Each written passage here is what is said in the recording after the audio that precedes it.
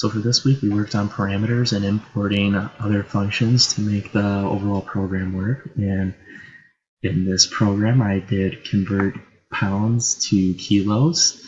And you see right here I have my raw input, which basically just makes it dynamic. And so the user can enter in how many pounds they wish to convert. And if you look over here, we have import kilos to pounds. And right here, you can see my importing function that I have to make this work.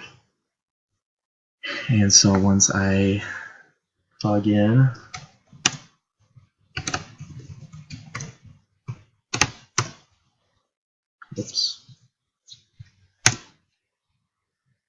we'll do 60 pounds, and there you have it.